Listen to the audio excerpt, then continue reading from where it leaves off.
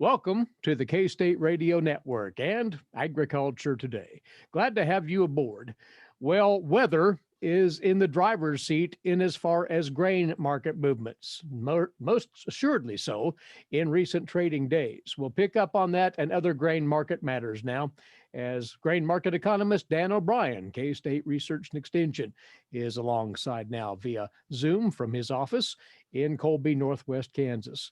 And we saw the dramatic reaction to the prospect, Dan, of badly needed rainfall in the Corn Belt in price action at midweek. Historic seasonal patterns are playing out before our eyes, or the fear of historic seasonal patterns that could kick in. And a lot of times we'll see in recent years, if the corn crop was in with no problem in June, and there was moisture there, nobody anticipated any issues, we'd see prices start to fall off to start a downtrend into July, August, and if there were no further threats, then on into the October harvest. That was delayed so far. Had been delayed with a lot. I should say it's delayed, but man, with a lot of volatility. You go back to May, we've been bouncing around for the lead contract. Well, excuse me, the September contract between 525 and 650. So it's noteworthy that even with the ups and downs we've had, that we're still in the same range, still in the same trading range we'd had at the bottom about 525, that has lasted since early May. So what happens in coming days is pretty important to people that as they grope around for some guidance in the market, pay a lot of attention to previous history, to charts and all of that. So and as you'd said, what I understand is the anticipation of further rain coming has been taken fully to heart by traders, and they've turned more negative. We do try to follow the Commodity Futures Trading Commission commitments of traders, and it is interesting to see for corn that the positive long positions for the managed money speculators still strong, but been declining some here of late.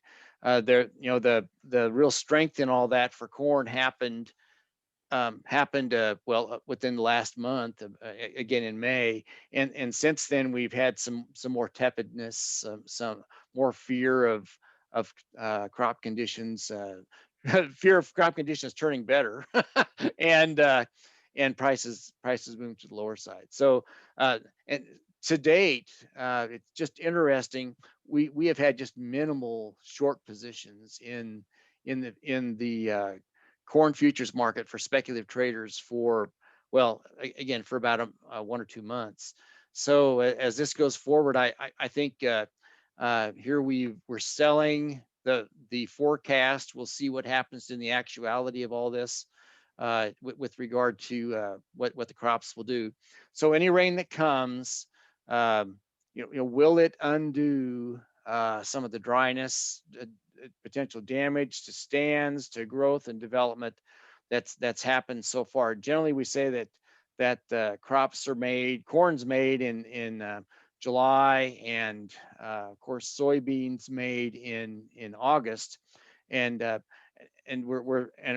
we're all very aware of the divisions in the country right now with regard to what's been dry and what's not. And again, you look at the most recent drought monitor maps and where rainfall has been at, et cetera, soil moisture rankings, and my goodness, it's pretty tough in the Dakotas, in all of Minnesota, in the northern 3/4 of Iowa, and on into some other areas. So I don't think that the questions will be completely answered with rainfall that comes here now, but it'll be hard to be extremely bearish on production if rainfall falls in these areas, and at least until we get more information.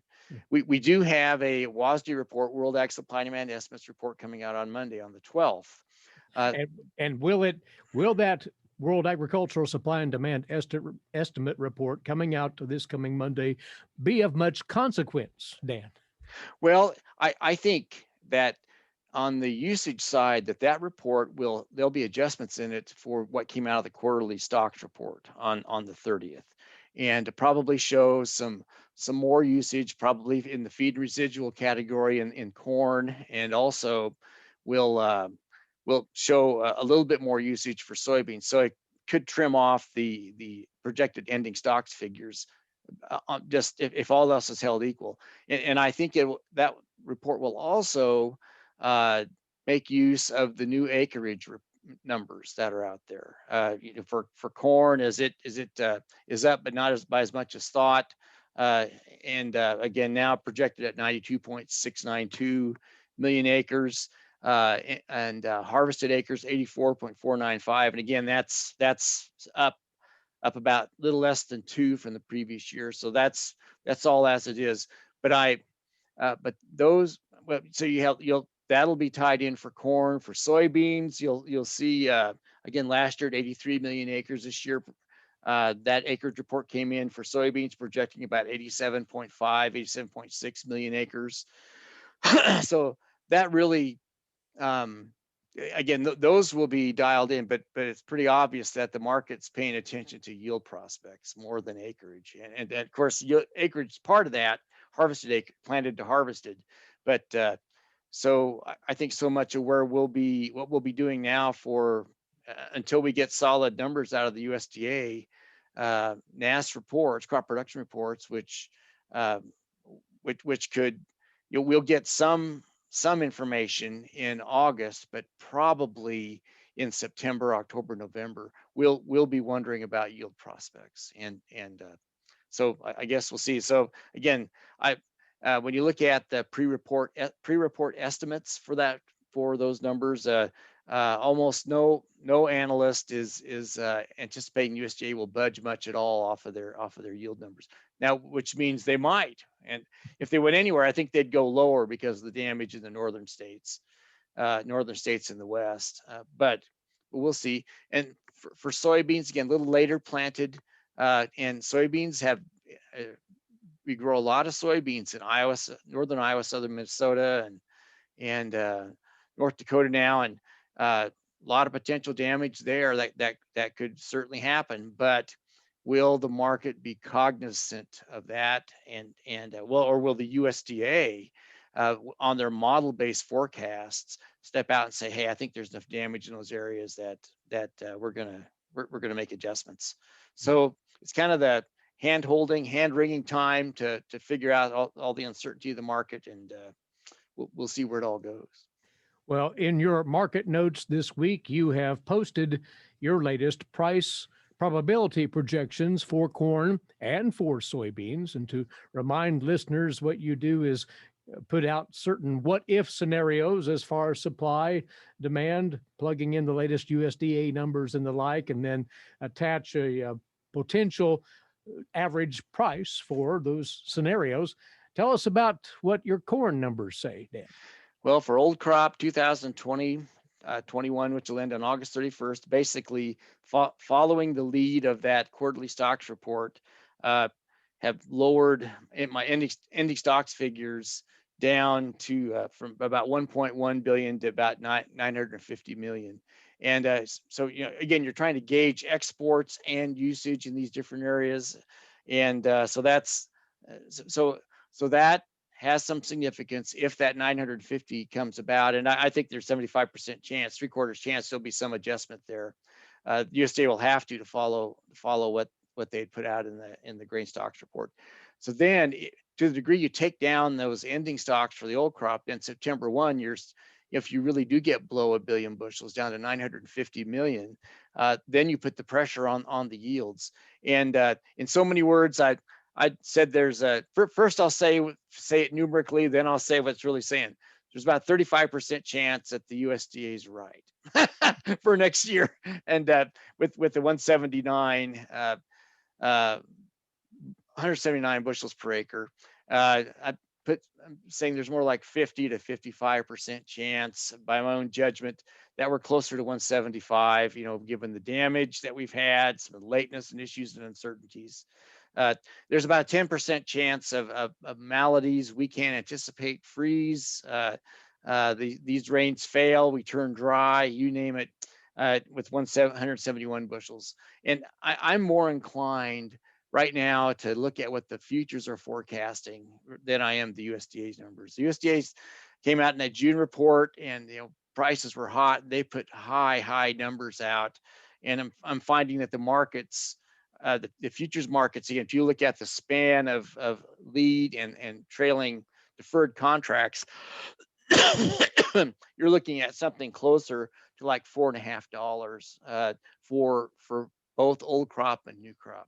And what's really interesting too is that those futures, as they go for corn, as they go out there, they're showing pretty level strength all the way through, and that probably would be something I'd question actually happening.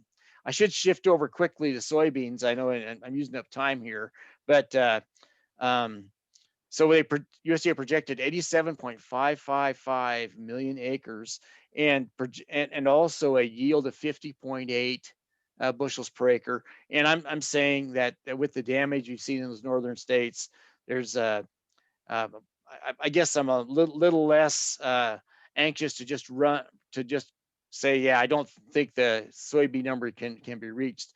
Really think there's about a 50% chance that the USDA is right on that 50.8, and about a combined 50% chance of something lower, closer to 47, 48, 49 bushels per acre.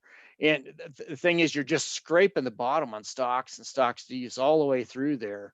And so to the degree we start backing off that 50, 51 bushels per acre number, you're just tight all the way through that next marketing year. It'll tend to hold prices up pretty well. And futures are projecting about 1237 for that next marketing year, and that's, by my calculations, that's with the 50.8 bushels per acre.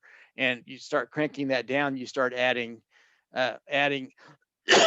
pardon me, getting to 13 and 13 and a half bushels per acre, which is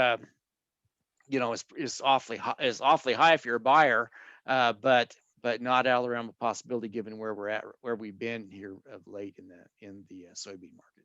And all of these numbers, by the way, depicted fully in the market notes at agmanager.info. One last thing here, Dan. Wheat price basis is still holding its ground at delivery points around Kansas, even as we are ever nearer to wrapping up this harvest.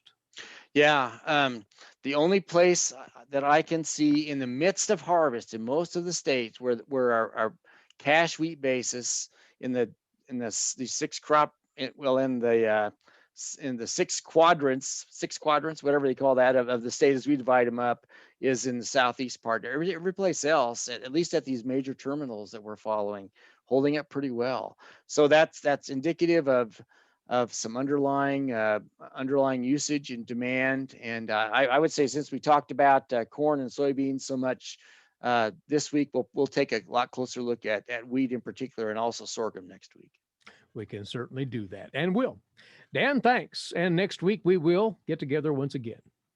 Thanks, Eric. Take care. Our weekly grain market segment featuring grain market economist, K-State Research and Extension, Dan O'Brien. We'll return in a few moments with more for you on Agriculture Today.